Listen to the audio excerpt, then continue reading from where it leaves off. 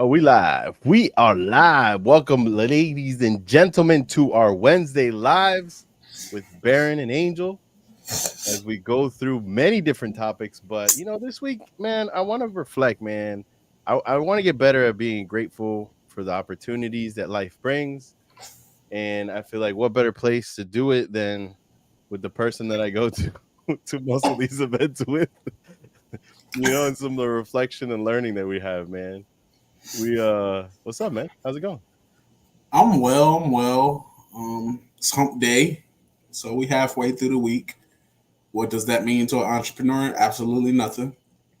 It's just another day. Just another day. Um, it's funny, man. I got a DM today from somebody that I met at another event, Mm. and she messaged me, and she's like, "Yo, you be at a lot of events. Like, how can I get my network on? Like how you do? Like, get me in the loop type thing." And I'm like, text me your number, man. We'll talk. Because there's a method to it, right? What you're doing. It's Correct. it's not just magic. Like you can't just like go out there and be like, yo, I'm gonna go to every event, be Bear McQueen and do all this kind of cool stuff, right?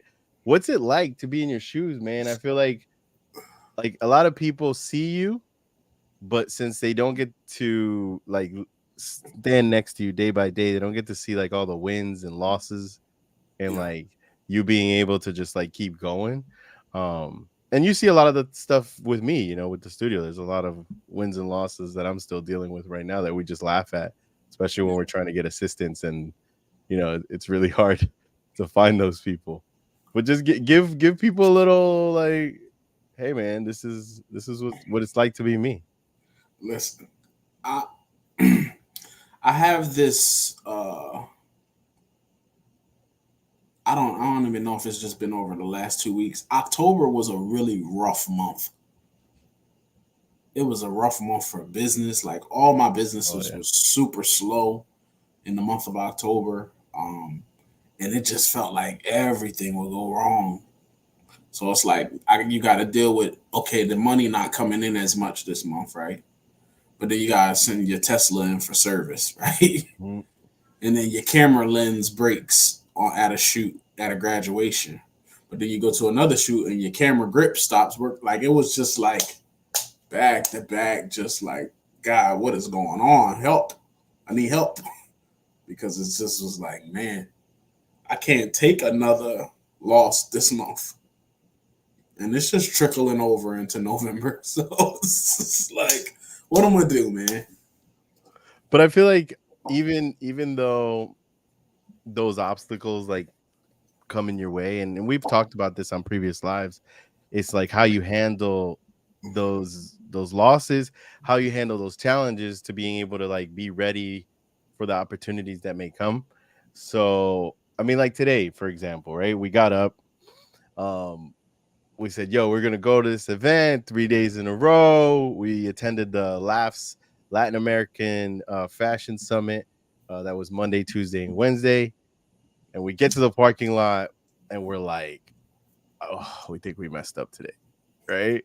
Yeah. And you were like, we were considering like what are we gonna do? Like was the option in your mind to just be like, fuck it, let's just turn around and go home, or what was Not within really that? go home. I just figured, all right, where are we gonna go eat breakfast today? We're You're already always down. hungry. We're already down here. So for me, it's like, you know what? We down here. Let's just find a spot, eat some breakfast, pull the laptops out, and get some work done anyway. Hmm. And you like, nah, we already here. Pure Vita, it is $50 breakfast. Then 50, if you don't know about Pura Vida, it is a pretty cool place. I mean, yeah, it's pricey, but I feel like it is like a little moment of zen. No, don't you think? We're just like kind of relaxing, working. This is the thing that I noticed. Angel thinks I was people watching today while I was at Pure Vita, and I wouldn't really call it people watching. I was analyzing the clientele that Pure Vita attracts, Mm. right? So even though we're talking like, oh, that was a $50 breakfast, like imagine the people that go there every day. Now this is telling me something different about Pure Vita.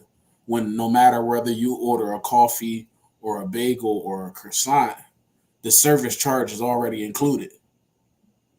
So I'm like, oh, this that different. But then look at the Oh, it type of is. I tipped. I tipped because I didn't know. 15% service charge right on the register.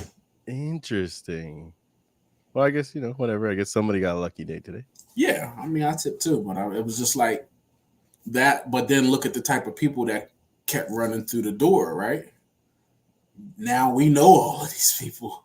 Mm-hmm. That like every day we go and sit down in there, somebody knows us, and that's the balance and the tricky part of having a neutral brand that's just as good online as it is offline. Yeah, we've been talking a lot about that as we've been going to these events and just like the difference of being online versus offline. But I guess before we get to that conversation of what does it mean and the work ethic that you have to do, like I just want to call out the fact that for us to be entrepreneurs, we're a bit crazy. Like, would you admit, like we're a little crazy? Like whether it's OCD, whatever it is that we're doing, but we go through all these losses, we go through all the wins, we're grateful for the opportunities that we get, but we're always looking for other opportunities, other synergies. How can we connect dots between one business versus another? And I know you've been heavy in this space when it comes down to fashion and what fashion just in the whole sense. Like you like to just be a fashionable type of guy, You right? know, Just even from a young age, you've always tried to do it with the smallest amount of resources possible, right? mm-hmm. But for me, it was eye opening just to see from a marketing. I know you've been saying you're like, yo, you're starting to talk like marketing PR, like all of a sudden. I mean, what am I supposed to do? Like you battle it in my ear, so I'm Yeah. like, I hear it every day. But there's a huge opportunity when it comes down to fashion and PR and marketing. This is the thing, like my fashion has become part of my brand, right? So when people see me out, if they see me in something very basic or something that's less than like, oh, he fly or when he get dressed, then that's a disconnect from my personal brand because I've done that all my life. I don't even know how to turn that off versus oh, if I just don't feel like getting dressed and I'm just throwing sweats on, right? It's still gonna be a good quality sweat, but you know what I mean? So people associate my brand with the way that I dress. Hmm. So I can't show up to an event any less than I wouldn't want to anyway. But that's just part of me. And I think fashion is a good way for people who can, especially if you're an introverted person, Hmm. it's a very good way to express yourself without saying anything. Hmm. Hmm. So if you find kind of like what your thing is, like my thing right now is cardigans. I'm all about a cardigan and a nice shirt underneath. Like so, I've been stepping my cardigan and sweater game up. Mm. It's hard to do that in Florida. I mean, being from up north where you're from, like it's a bit easier Yeah, because you could get away with it. But down here, you're in a sweater and the temperature shifts real quick, and you're just like you and that's sweat. the tough part about being in Florida and somebody that likes fashion. Like I can't Mm. really get into the layering Oh yeah, that I really love to do when it comes to fashion. So it's almost it's tricky. It's like I gotta figure out what's the coolest version of layering that I can do, right? Or find my style in a Florida setting to still make it work. Like I don't wear many shorts like that, even though we're yeah. in Florida. I don't wear shorts a lot. I was big on shorts just for like a comfort level. But going back to what you were saying about fashion and like what it does for an introverted person, I feel like heading into the conversation of what it means to be online and offline, when you are offline and you're going to these networking events, having that little extra edge of like you feel good in what you're wearing, Mm-hmm. like it's just it makes you a little bit more confident in the room.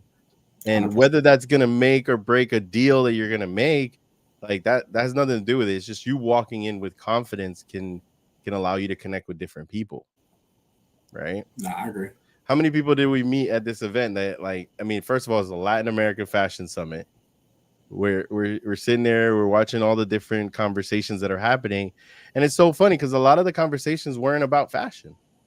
It's about everything but fashion. I think what they did was they got all the fashion people in the room and was like, this is what fashion people need. They need to know how to run Google Ads. They need marketing. They need PR. And it put them in a room where it's like, okay, well, what level are you at with your fashion brand? Because you might not be ready for all of these yet. Oh, that was a good conversation. Whether you are ready for PR or not, coming from owning a PR agency, I mean, what did you think about that topic? Like, if The someone's thing ready for is PR, like everybody can be ready for PR, right? You can start PR today. You can start your PR journey. The part about being ready for PR is if you get this exposure and it turns up your clients, your leads, your anything, can you facilitate? Do you have the systems in place to handle a large influx of intake? Right. So that's one thing. Like, just take the money off the table. Can you afford it? Let's take that off the table. Can you provide the service if it's a big bunch of leads coming in? Is your team set up to handle that many leads from getting press and publications, right? So I think that's the more important part, not even the money. It's like, yo, like, do you have a CRM in place to even be able to funnel these people and then deliver on yeah, whatever your product or service is? So I think yeah. that's the most important thing that you should look at first, and then it's the money. Can you afford it? No, I left really inspired. Like, honestly, like I almost wanted to go home and start a clothing brand, just, just because this. I mean, the space is very lucrative. I would say that, but Yeah, I also feel like a lot of fashion brands have difficulty telling the story mm, behind that brand. Uh, 100%. we heard a lot of conversations about the later part of it, like what you're talking about, how to fulfill an order, how to not sell out, how to go into another store or another retail outlet and have a good balance of different clothing so Mm, that one piece of clothing is not selling out and then you have all the other stuff just sitting there on the shelf. So there was a lot of like conversations around that stuff, but I was just like, wow, there's a big gap in between what this brand stands for, how they tell their story through fashion and the traditional means, like, hey, let's take pictures, lifestyle editorial type of stuff. But there's a lack of that genuine, authentic storytelling. Like, hmm hey, just let me tell you as this fashion line's owner what struggles I've gone through. What does this mean to me? Right. But I feel like there's that sense of like an artist that they create a piece and it's like up to you to interpret the story. Yeah, that's But from poor though. it's right, Like, let's talk about that. Like from a it's PR poor. branding standpoint. Like, this is my thing. If you think about all the brands that we saw this weekend, right? The person who has the best story wasn't even selling no clothes, and that was Danielle. Oh wow, yes. Journey, what is it? Journey through a The braid or something? yeah, I think it was Journey to a Bridge. Let me look it up so we don't mess it up. Yeah, I don't want to But mess go it ahead. up. Good. Her thing was so impactful because she gave you real visual of why she does the braid. And then she goes to the indigenous communities where this was taught, where this is Mhm. religiously a thing, right? So if she was selling braid extensions at the end of her thing, I would have bought one because it was a real message behind what she does. Mhm. And it wasn't about just braiding. She's like, look, find this thing that you do for you every day and you find your own ritual. Braiding just happened to be hers. Yours could be drinking coffee in the morning, whatever the case may be. But do you turn all the noise off while you do that ritual Mm. and really just be in the moment? So like, but she had a story behind that. And when you have a story behind it, man, it makes that much because it's almost like you almost like running like you're a nonprofit when your story is good Mhm. because people was just willing to buy into it and they're not even thinking about the money. They just like, man, that story touched me what do I got to do to support? No, for sure. And that's what we talk about a lot when it comes down to like creating content that is versatile, diverse, not just specifically about the services that you offer or the products that you're trying to sell, but what's the narrative? What's the story that led you to that, to doing that thing? Yeah. And then like the rest kind of comes. So it's Journey of a Braid. Danny Gomez Ortigoza. She's from Mexico. But she does tell a very fascinating and colorful story, but it's a universal story. And because it's so universal, everyone can connect. Like as I looked across the room when she was speaking, she spoke pretty much every day except for the third day we found out when we got there today. But everyone was like nodding and like and connecting with her and like her pace. And then you mentioned like after she spoke, you were like, not one Oh you're, no. you're like, I'm an And I'm a ummer. And I don't even out of like I'm nervous. It's just out of, bro, I'm so from the hood still that it's like a slang that's just part of my dialect that I can't turn off. So I just go through that and it just comes out. Man, I just got well, first of all, Quinn stopped by and said, gotta stay fly. Fingers approved sweats. I guess he was talking about like a full sweat outfit. No, he talking about you got to do this to check. Oh yeah, the material, how it Yeah. feels on you. Yeah. That's actually a big deal. There was a couple different outfits I wore this week that the clothing felt a little bit different. And my boy Brian Gintoff, he said, loving this topic, gentlemen, bringing me back to my adolescent years and the power of telling the story behind a fashion brand and why so many brands fall short because they fail to do so. 100%.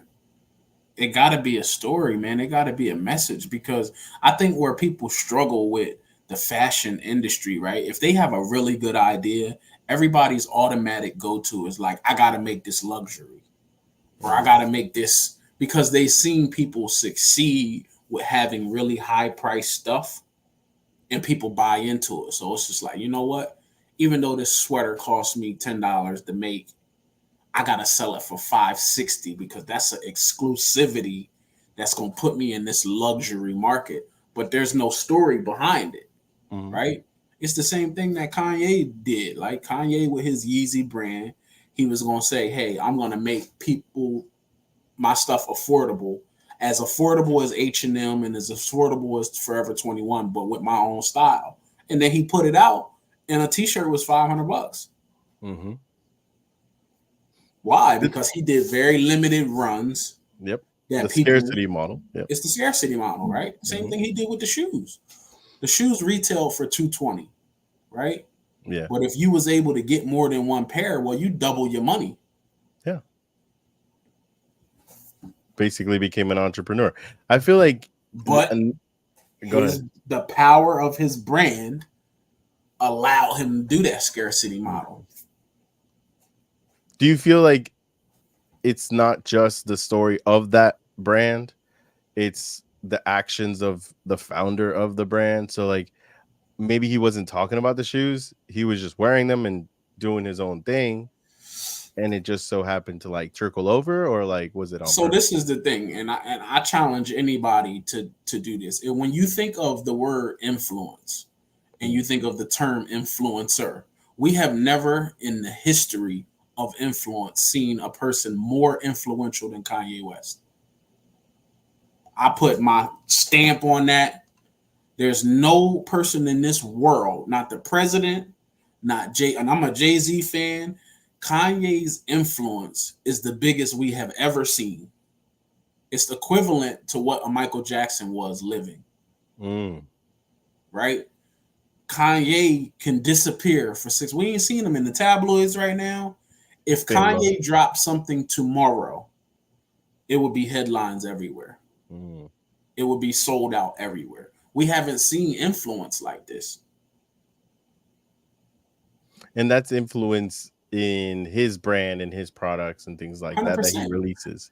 I think the thing that makes him, that I don't think people give him enough credit for, is Kanye went $13 million in debt trying to get into the fashion industry.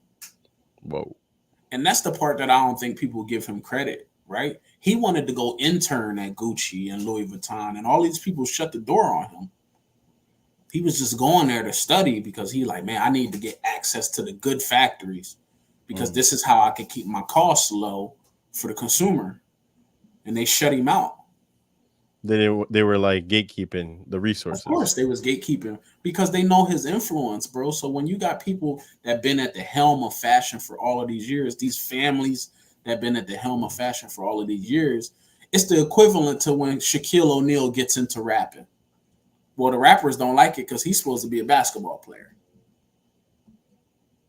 So when you start crossing into other people's lanes, you think they're going to be coming with welcoming arms? No, because you're taking piece of the market share. It's like when the music, think about all the people who went to school for acting. Yeah.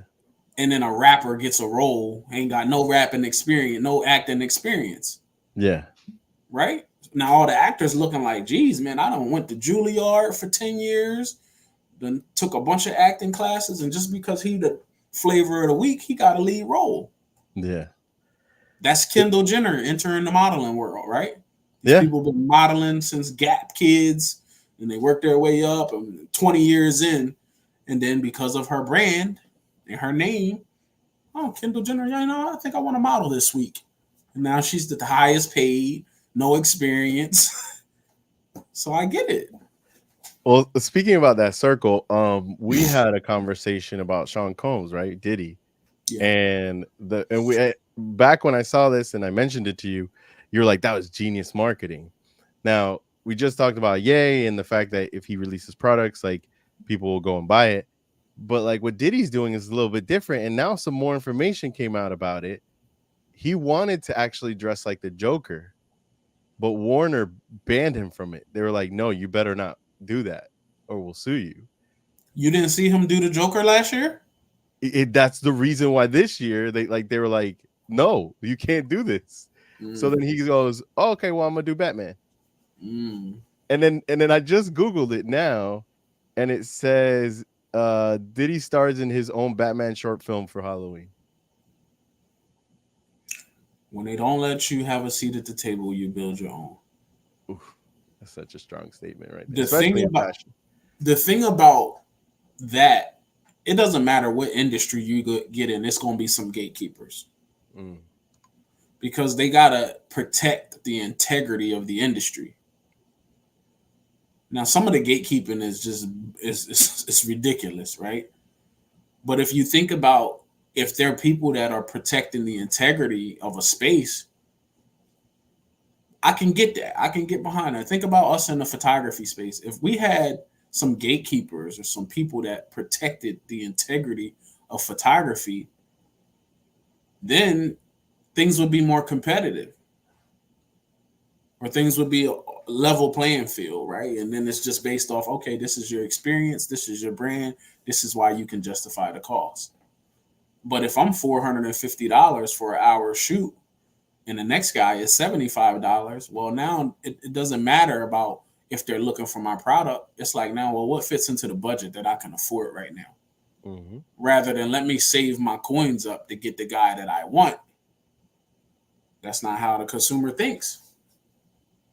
Yeah, and I feel like it makes it a little bit tougher for those people that have paid their dues and are starting to climb and build that, you know, that confidence in their quality of their products to be able to say, like, you know, turn it down. Yeah. It's almost like they have to figure out other ways of generating income before they can scale to that level of being able to just turn down the clients that they don't want to work with. If you think about what the podcast industry is now, I tell people the reason you see more rappers start podcasts now is because this is like the retirement plan for an artist. You take Gilly the Kid, you take Nori, you take Mace, you take Cameron, you take all of these guys who did really well in the hip hop space, and now they're on podcasts. And it's like, well, think about what an athlete does after they retire. They become some anchor at ESPN, some Yeah. commentator, some sports analysis. So podcast is the new thing for the artists that are past their prime. And I love it. I'm here for it. And I think it's bleeding into like a lot of other industries. Like now we have in doctors going on a podcast, we have financial experts going on the podcast and things like that. Being able to like create that content in an easier way, and they could just share it through a conversation. Uh, we've experienced this in the Big Reach growth. You know, not just after doing the podcast, the Power of Podcasting event at the Carousel Club, but as you go ahead and you now are doing B2B with other PR agencies, they're asking you, do you have other things that than the traditional, hey, I have a publication I could write an article for, or you know, whatnot. Now they're saying, do you have a podcast? Like, do you have a show that I could pitch to my clients? Because that's at the spear of innovation in PR branding, right? Yeah, I mean, if you look at what PR agencies have done for all of these years, they literally build relationships with journalists and they pitch your story, right? They helped you craft it. They have to make it sweet enough for the person to be like, you know what? I like that story. I'm going to write about your client, right? Hmm. Well, now because of the muck racks and the Cisions and the Prowleys and the Meltwaters and all of these apps and CRMs where you can just pitch 1,000 people and hope one of them pick it up. Well, that's where PR is right now, right? So what are you doing to set yourself aside? And for those who used to could not get on traditional TV and news to put eyeballs on what their service or product is, podcasting is the new TV and radio. It's killing two birds with one stone. So it's like, you know what? I can't get you on ABC or Good Morning America, but I know a podcast that's doing bigger numbers. So if the goal in the PR space is to just get eyeballs on what you're doing, the more eyeballs, the better. Hmm. It's a whole new world, man. I feel like podcasting is going to continue to grow. As you know, I love it, not just from the sense of like what you can create cinematically, like lighting wise and the use of cameras and being able to like get segments and stuff, because it's not just about storytelling. There's also like an entertainment aspect of it and an educational aspect to it. So I feel like it's going to continue to grow, and it's projected to grow billions of dollars in the next 2 to 3 years. So there has to be people coming into it to disrupt it for sure. Yeah. Right. And you just spoke about like different apps and things that are making it easier for people to get into it. So they don't have to have all this crazy equipment that we know about. They could just literally pull out their iPhones or their Samsung devices and download an app and get on a podcast. Simple as that, right? Yeah. As we head into the half-hour mark, you know, we always share some cool apps. For me this week, and I don't think I've talked about this. I think I've shared it between us when we're working on our content. But Descript, I told you about Descript. I believe so. Descript is a dope tool. It's for YouTube, right? It's for everything really. Like it's an AI that will allow you could share your podcast. Let's say you did a video podcast, you put in the link, and it will create little brief descriptions, little brief paragraphs. It'll have all the speakers, like if there's 2 or 3 speakers on the podcast, and it'll transcribe what they wrote, what they said in text, and then it'll even write a blog article for you. And then how important is that last piece? Like a lot of people create this video content. Even when we went to the event, I was doing audio recordings on my voice app on the phone. And when I went to go write the article, I took the voice file and I threw it in Descript, and Descript gave me a transcript. And then I used that transcript to be able to like reformat the text that I was writing. Yeah. So it's you should check it out if you're loading it right now on your computer there. Descript. It's a pretty cool application that I want to promote this week. Yes, Quinn, it's insane. Check it out. They do have a free tier. They have some subscription tiers for if you want some other cool stuff in there. But I was able to like break down from that panelist interview everyone who was on the panel and then it went and found those people through their voice, like analyzing their voice, and then gave me a transcript of it. It's really cool stuff. You got any apps in your sleeves?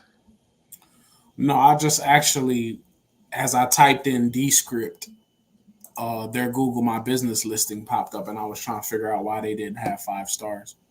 Ooh, Google My Business, yo, that's you could actually lean on that. We've talked about this, but I think it's changed a bit.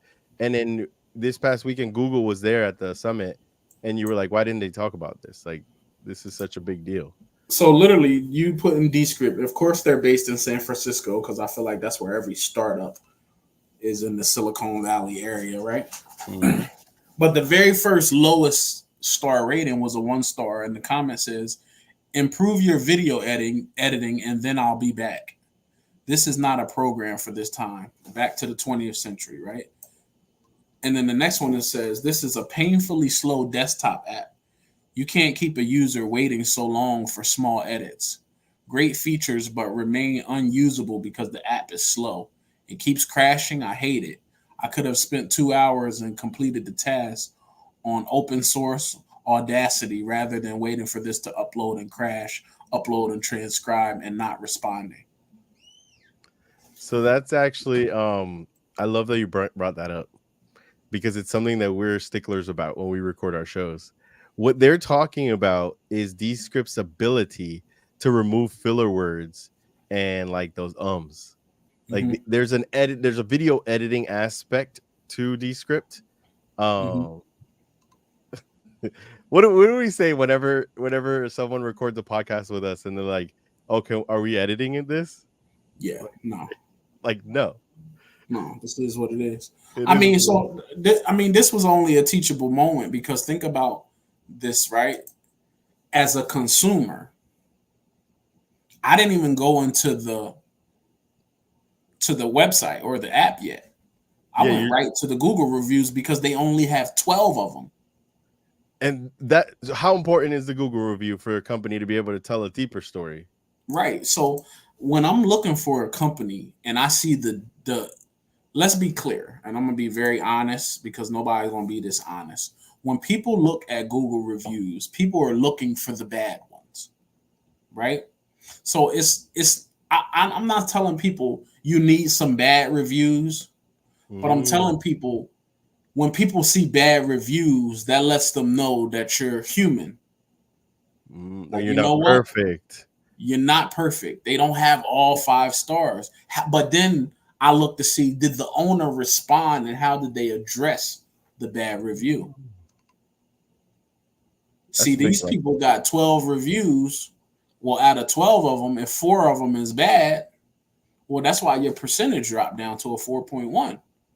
But then as the owner, you didn't even address these people's concerns. Even if you didn't have a solution, you should have went in the review and said, "Thank you, Matthew. I appreciate your feedback. This is good information I can take back to the team as we continue to work through these problems." That humanizes the company. Like, damn, man, they had an issue. They let it be known that they have an issue, but this is the feedback loop. Okay, now how can I take this information from this review and make it better? Google reviews, the bad ones aren't bad unless you don't address them. And you just leave them there without responding. You just leave them there. Because now I'm looking like, oh, you ain't even an engaged business owner. Or whoever's running your Google My Business page ain't even engaged with the consumer. Some people don't even know they have a Google My Business because of the way that they removed how you can access it. Before you'd be able to Google your business, and all of a sudden you're in like a special website for Google, and now it's within the search. So it's like a little tricky to like navigate and be able to find it.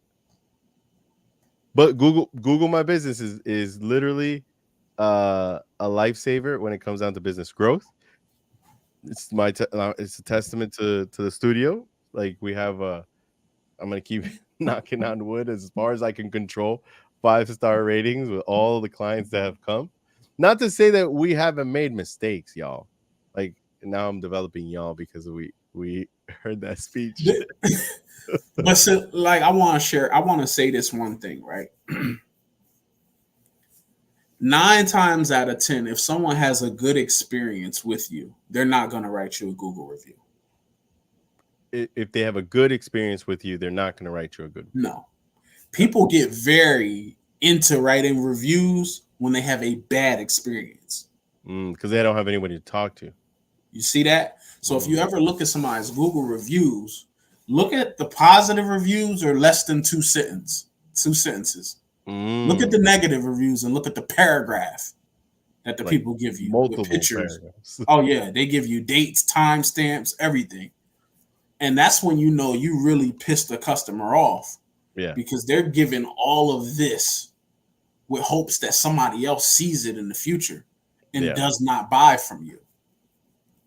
It used to paralyze me in business because I was I did the service, and then I'm the direct person that they're giving the feedback to about my service.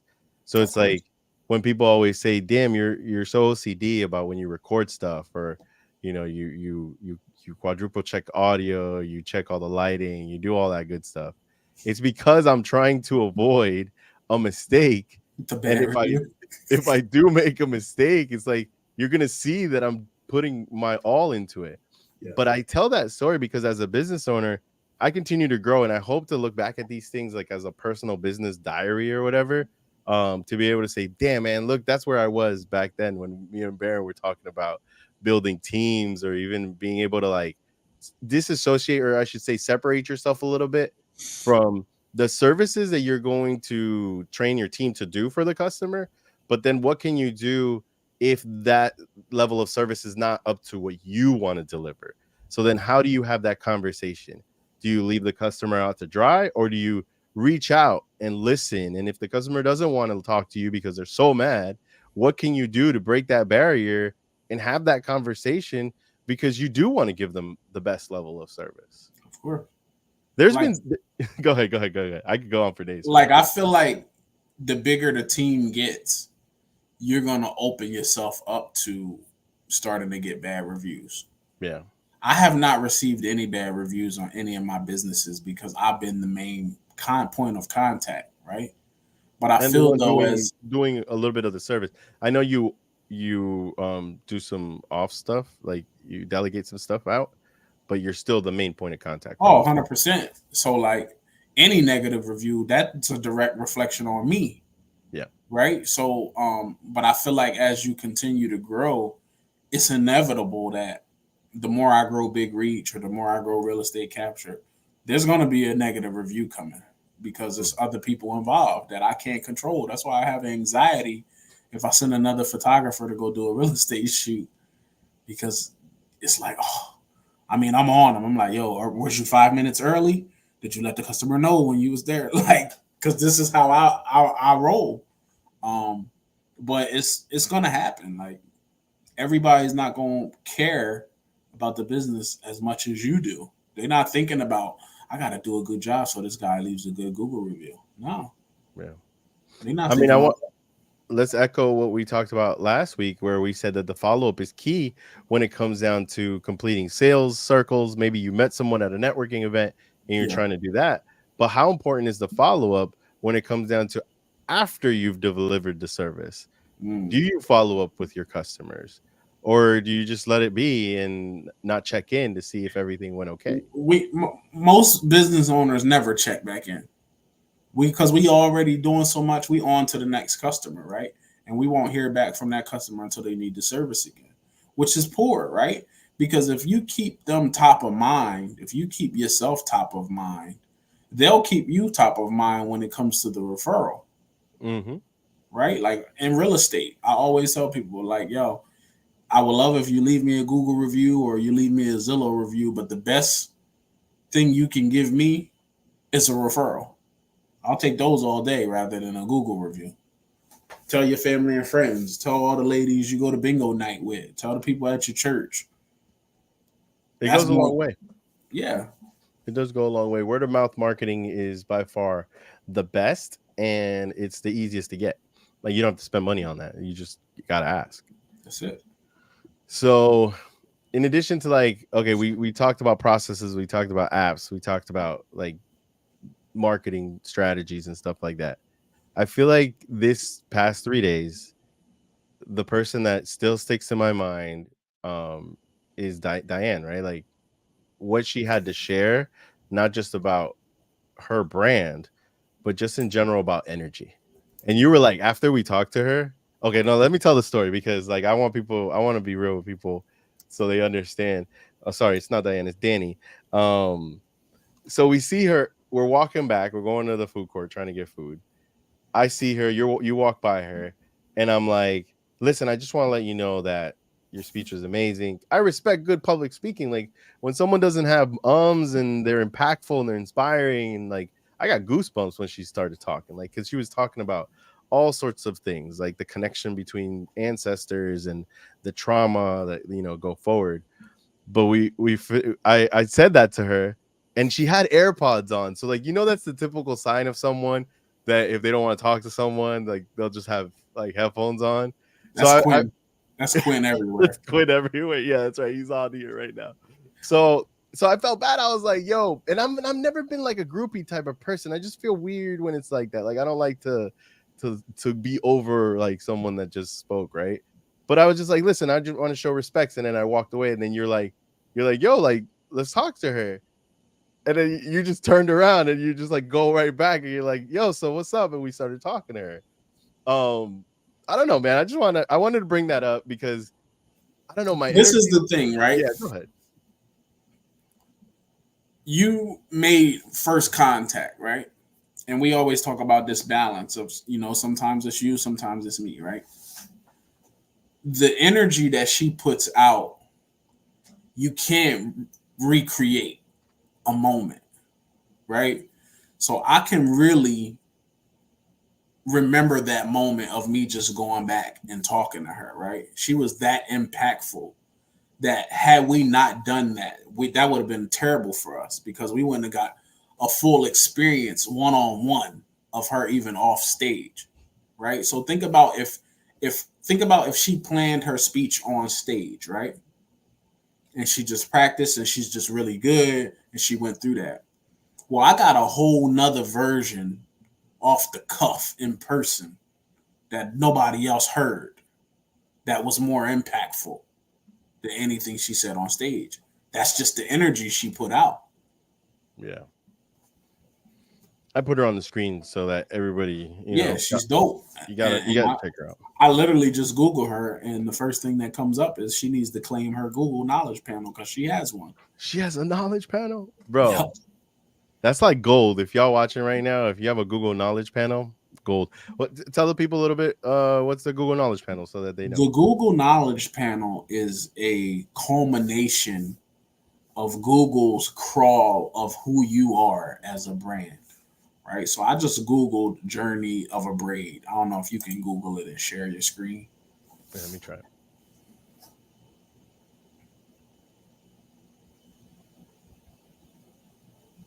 Let me open a tab and I'll do it right now. But when we get to do this interactive thing right here, boom. You want me to Google journey of a braid? Yeah.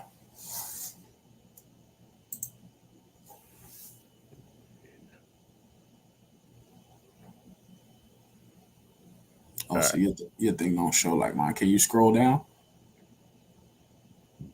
So the knowledge panel usually pops up on the right, but I don't even see it on your screen. On the right side?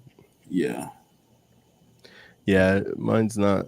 This is not my the computer that has all my plugins and stuff. So, but she does have a lot of stuff over here. Can I do that? Can I share my screen and it'll show? Or no? Yeah. You can do it. Let me take this one off. Go ahead. I'm loading it now. There you go. You can see it? Yeah. So you could just navigate and you'll see it. You see this here? Yeah, the panel on the right side. But see right here where this button says claim this knowledge panel? Oh. She hasn't even claimed her thing. That's one of the hardest things to get is a knowledge panel. So she's done so much good work that Google's already populating her knowledge panel. And what that means is that Google is looking through the internet to see if it finds anything related to her, and then it puts it like available there quicker, like people Correct. could Like see it quicker. it's even pulling her emails. I Oh had to get wow. in touch with her right through the knowledge panel, right? It's got her TikTok, her Twitter, her Facebook, and her Instagram. So she probably don't even know she has a panel. And once she claims this, then she can start uploading stuff directly to Google. She can Oh put wow. pictures. She can put all of that things, right? So if you, I'll walk you through it, right? Boom. Look how big my knowledge panel is. People are gonna see that you used to be B to the dot. What you mean? Oh yeah, that's right. R.I.P. See, but look how in depth my knowledge panel is because I can add pictures now. I can add my podcast, And that's that YouTube. section that you see at the top, that whole Correct, top. right? This is my category, entrepreneur. I got music and songs you can listen to, right? And then over here is all my stuff, my Instagram, my LinkedIn, my Twitter, my YouTube. But this Oh, is really look at the hard to get, IMDb. Got the huh? IMDb happening there. All of that, man. And this is Google crawling to find these things about the person. So, like, if you do a good job at building your personal brand, then you make it easy for Google to find stuff Hmm. to be able to make you authentic. But if you don't put nothing out on Google, well, you're not giving Google nothing to pull from. So I know we went down the Google Knowledge Panel route, but like I want to share a little bit about how you felt having that experience, that one-on-one experience with her, and like what she was sharing. And you don't have to share everything that we talked about, but I feel like there's something very important in what she was saying, whether you believe in that type of energy or not. There's something very important in that when it comes down to being an entrepreneur and going to networking events and all this kind of stuff. So I feel like that the energy she was sharing with us was very important. How did I'm, you feel? I'm, I don't like to get too religious because I'm not a religious person. I Yeah. actually despise religion a little bit Mm, because I feel like it's very inauthentic and I feel like it's man made. So when I talk religion, I'm turned off by religion, but I'm not turned off by faith, right? mm, So regardless of who you pray to, Allah, Buddha, a saltine cracker, right? Whatever you pray to, the fact if you believe in something, I'm okay with that. mm, The whole atheist and I don't believe in anything, that's weird to me. mm, It's something you can believe in, right? Some little bit of faith or whoever you pray to or whatever. She has a divine energy that she almost don't feel like a real person. She feel like somebody sent here, mhm, if that makes sense. I don't have many of those experiences because I have the gift from God of discernment, right? mm. Nobody has discernment like my wife, though. My wife's level of discernment is bar none. I have a gift of discernment because I'm able to read people and Mm. pick up on energy. The energy around this lady is different. Before she talks, just when she come on stage, you feel it, and then when she opened her mouth, it just confirmed what I thought when I seen it. But man, some people is angels on earth, bro. But she just might be so in tune with the divine that it just shows up in the natural like that. Well, I think she put in a lot of work, and she told us, about that work. The fact that she had to look internally and she had to develop these things that would allow her to center her mind and be able to get this negative energy out. But I think the most important part for me was the connection she's made with the journey of a braid. Mm-hmm. The fact that the braid represents your past, present, and future, Mm-hmm. and it's your reflection around these things that are happening, but then it's the awareness that you have of these character traits or these behavioral traits that come from generational passing on of families, right? We A lot of times I see it on the internet where they're saying like your biggest pull, your biggest obstacle is going to be your family, because they've never seen it in themselves in the past, so they don't expect it, or they don't believe that you're going to be able to accomplish whatever you say you want to accomplish as an entrepreneur. But I Yeah. feel like that reflection for me hit home. Like I was just thinking about it and just thinking about all of the generations that came before me and what they did. And it's Yeah. like, where did they fail? Am I doing the same failure? Am I taking the same L's that they're doing? Or have I overcome certain things? And I feel like you and her connected very closely, like I feel like on a deeper level, just because you had that relatable thing that you guys were going through or Yeah. had gone through, and how you processed it, and then also how people in your family still haven't processed it, you Yeah. know. I So mean, the thing about it is like nobody can. I wouldn't say comfortably talk about. I'm not a person that people don't understand. I'm not comfortable talking about suicide in general, right? All I can do is share what I've been through, right? I'm what they would call a suicide survivor. mm, I lost my dad to suicide, right? So it's not that I'm trying to be an advocate for the suicide survivors, but because it's such a sensitive topic, I understand there are a lot of people who can't talk as freely as I can talk about it. But I was not always this person who can talk this freely. I was really angry mm, about the whole suicide thing for a really long time.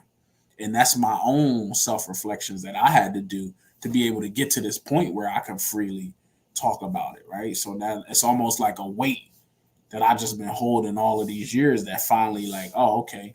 It took me 3 years. Most people that know me closely know I used to be in the music business, right? It mm. took me 3 years to write a record about it, right? 3 years it took me because I just couldn't. That's how I expressed myself through the music. Yeah, But I was in such a shock, maybe, or just in grief that it's like, yo, I can't even write about that right now. Like, yeah, I can't. I don't want to write about it. I was so angry, and I think me getting that song out was a little bit of okay. All right, I got that out. That's a little relief, but yeah. it's still, this is 5, 10 years later. Now we talking. My dad died in 2009. It's Mm, 2023 already, bro, and it still feel like it was yesterday. yeah. So, but that was my thing, right? The older I got, I became a lot more empathetic and a lot more aware of just struggles and battles people deal with. That is like, what? I became more empathetic. Like, what? I can see how a person can be like, what? This is too much. This is too much pressure. Yeah. It'd be easier if I'm gone. So, No, um, I commend you for the connection you have with it, what you've processed with that trauma. yeah, I'm not gonna say that that I can completely see it, because I haven't experienced that. yeah, But there are things that I have experienced that are put away in the like a Fort Knox type of safe, yeah, and I haven't found the courage to being able to find the words to even talk about it. Like as I'm telling you this, I know there are things that if presented, like, hey, would you talk about this? I would just be like, I can't, like, I'm not ready yeah, to talk about it. And I feel like when you overcome it and you connect yourself to it, and you're able to, like, kind of like what Danny was saying, is just being able to see it, acknowledge it, and say, okay, I've moved on from that, and like put it back here. yeah, You get this sense of freedom. You get this sense of like control over what you can control, because you can't yeah. control everything. But and then you get this universal connection to that emotion that other people can connect with you on. Hmm. I feel like that even though as good as I am with people, I still have that one thing that's there. It's just like it's right But here. just Like, imagine when you share that, how many lives that will change, or how many people who can't talk. Like that's a whole nother lane for you to be able to express. Like, hey, I was you at one point. You can get to this point, yeah, right?